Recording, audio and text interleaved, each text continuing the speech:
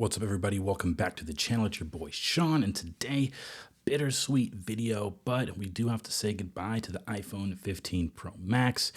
By the time you've seen this video, most likely iPhone 16 is here, and with that, it's time to upgrade. And so the question is, do I want to switch to the iPhone 15 Pro Max? Do I want to upgrade to the 16 series, the 16 Pro Max?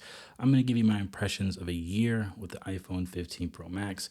Some of the things I've enjoyed, some of the things I didn't really enjoy, with the goal of helping you decide whether you want to stay with the current device, go with the 15, or upgrade to the 16, or maybe go with something entirely different, which is what I did this year. So stick to the end of this video and see what switch I made, but let's just jump into this video.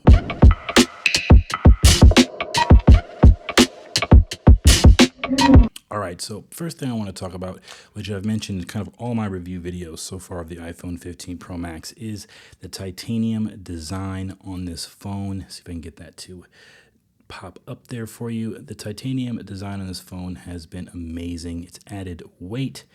I love the texture on the side and the colorways that they've had this year. I think natural titanium is the best color that you can get for this iPhone. I would say from videos and in person, the blue titanium might be a second runner-up for me, but I think the natural titanium, in terms of mixing and matching with accessories, just a very neutral look. It looks good out of the case. It looks good in a myriad of different cases and accessories. I like that about it, and it just really gives that full metal feel all around for me. So definitely titanium. If you're coming from some of the other models, the brushed or polished metal, maybe you want to get into the titanium game. You want that luxurious kind of high quality look, then maybe that's a reason that you switch to the iPhone 15 Pro Max. But my time with it, I've really enjoyed that premium feel and the weight to this phone, even though it does feel lighter than the predecessor, the 14 and the 13. I've had almost all of them, but this is probably the lightest one with the most premium look and feel. Can't forget to mention the addition of the dynamic island, the action button. There's just so much to this design that makes it probably, if I had to say, one of my top iPhones of all time. I'd say the 6 Plus is probably in first place for me when they started bringing the plus size model phones. Then probably the 13 Pro Max, because that battery life was amazing. But as we usher into the future with AI and all the new features that are coming to Apple, the iPhone 15 Pro Max, I think, is a classic because it gives you primo look, gives you some brand new colors, brand new design, brings new buttons and functionality. And I think with iOS 18 that's coming, you might be able to hop into the future with this device and not necessarily need to upgrade. So that's just my thoughts on design. I think Apple did a really good job, and I've enjoyed holding and using this device this year. Next, I want to talk about performance, battery, software, right? So iOS 17 is what I've been using on the lifespan of this device, pretty much for the most of its lifespan. I recently jumped into the iOS 18 beta to kind of experience some of the features that are coming to Apple in the future. But I would say whether it was iOS 17 or iOS 18, it was snappy, responsive. You've got this beautiful display. You've got the 120 hertz Pro Motion. This thing is a beast. If you're watching videos, if you're scrolling, if you're playing games, this thing can handle pretty much any task. And throughout all of my checkpoint reviews that I have on my channel about this device, battery life was pretty good. It was getting me all the way through the day. And at the time of this video, I'm at 91% at roughly about 272 charge cycles. And again, this was a launch day device. Now, if I had to say one kind of con here, this was probably in the last few iterations of iPhone, probably is the iPhone that has depleted the most in that 1 year cycle before the upgrade. Down to 91% off of 272 charge cycles isn't the greatest, but again, it comes down to usage. What are you doing with your device? I use my device for my actual 9-to-5 job. I also use my device to make some of these videos. I watch a lot of content on here. I do some mobile gaming through the PlayStation app. I have a backbone, some accessories like that. And so really comes down to what are you doing with your device? And that's really going to determine how much battery you're going to kill. And so I would say this year I was a heavy iPhone user, had a lot of screen time. And so to still be able to get me through the day, I don't think once I ever had to use low power battery saver mode to get through the day. And so that's just phenomenal with that A17 Pro chip, that if you're looking to come from some of the older generations, you want some speed, snappiness, responsiveness, but maybe don't want to break the bank to upgrade to the latest and greatest, I think the iPhone 15 Pro Max is still going to do you justice. And I think with iOS 18 coming, you're going to actually be able to get Apple Intelligence on here as well. And so if you want some of that future that Apple is going to bring, but you don't want to break the bank for it, stealing an iPhone 15 Pro Max deal right now, picking up a Pro Series phone, because I want to say the Apple Intelligence is only going to come to the Pro models, I believe, of the 15. Don't quote me on that, but still, all that packed in here, fresh out of the box. I enjoyed just a year of just getting full usage of my phone at all times. I never went out and was like hindered with bringing battery packs and, man, is my phone gonna die today? It just made it through the day. And for that, it's a 2 thumbs up. If you're a battery freak, power saving freak, just want to know if your phone's gonna last, that's a big gripe for you, iPhone 15 Pro Max has had a pretty good battery. I would just say my heavy usage this year just kind of concerned me a little bit that if I didn't upgrade this device and stay with it to the 17, I might have to take it in for that battery replacement, because I'm pretty sure with Apple Intelligence and all the stuff coming in iOS 18, I probably would run this thing under the 80%. So that's just the small kind of con that I see this year in performance and battery. Now we're going to transition into the camera. So one of the things I'm probably going to miss about the iPhone 15 Pro Max and adjust with the switch that I'm making this year is the camera system has been phenomenal. So if you want to see some more photos and some reviews of the camera, go ahead and check my other benchmark videos, my 1 week, 3-month reviews of the iPhone 15 Pro Max.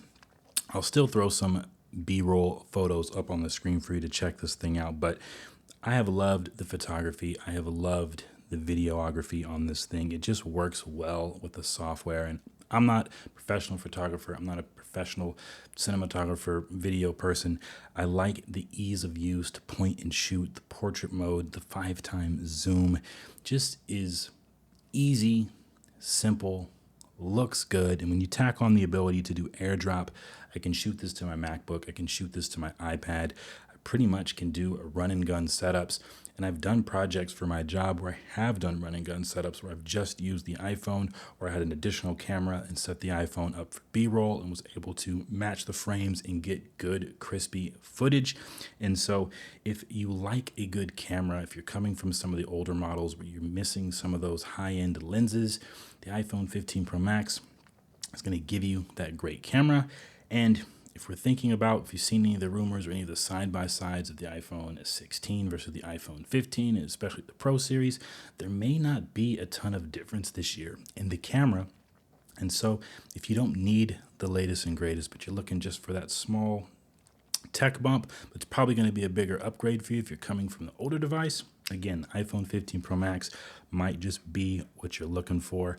I have thoroughly enjoyed taking pictures and video and chronicling my life of my children and all that good stuff as they're getting messy and dirty and playing. This thing, just flip it out, take a picture, and you capture just some really good high quality stuff. And so 2 thumbs up for the camera. If that's something you're looking for, the iPhone 15 Pro Max is going to give you some top notch quality stuff. All right, so no review, no impression video is good without some downside to it. So as I mentioned earlier in the Pro section for performance, I would say battery kind of ticked me off a little bit this year. But I'll say if you're looking at this device, one of the things that might hinder you is price. There's a lot of different phones on the market, not just iPhone. Maybe you don't need the Pro or the Pro Max version of this device. And so for the price tag for this, you're getting premium. I would say it's worth the price, but the economy that we're in, it just may not be worth it for the everyday user that just needs a device that works to take calls, to do your emails, to take your pictures, but you don't want to upgrade to the latest and greatest, the most primo that Apple has. The price tag might be a little bit too much for you. But that's really it. Besides the battery, I can't really say there was too many flaws with my experience this year with the iPhone 15 Pro Max. Apple knows what they're doing. The 15th iteration of iPhone that they have, they've mastered the tech. The software is getting better. iOS 18 is going to be bringing some goodies. I will say the one thing I'm disappointed about iOS 18 is that the Apple Intelligence will not be ready at launch. You will have to wait probably to the fall for that. So if you're looking to upgrade to the latest and greatest and you're wanting all the features jam-packed, ready to go on the iPhone, unfortunately, if the new Apple Intelligence is what you're looking for, you're going to have to wait just a little bit longer. So I guess you could tack that in as a con. Not so much for the iPhone 15 Pro Max, but for Apple in general. If you happen to have an iPhone 15 Pro Max, you're going to keep it, you got to wait. If you're looking to upgrade and hop right in to Apple Intelligence, you got to wait. Either way, you're going to have to wait, which looking at some of the other phones, the Google Pixel, Samsung, they've already got some assistance and some AI tricks out there already, not to mention you're competing with ChatGPT. So a little disappointing that Apple a lot of times will promise you these features in the keynote, but then delay them upon launch. You're spending all that hard-earned cash. You should have all those features available to you when the device comes out. That's just me, and so I guess you could tack that into a con if you want. But that's it for me. I think the iPhone 15 Pro Max is one of Apple's top 5 products, top 5 phones that they've made. I really enjoyed it.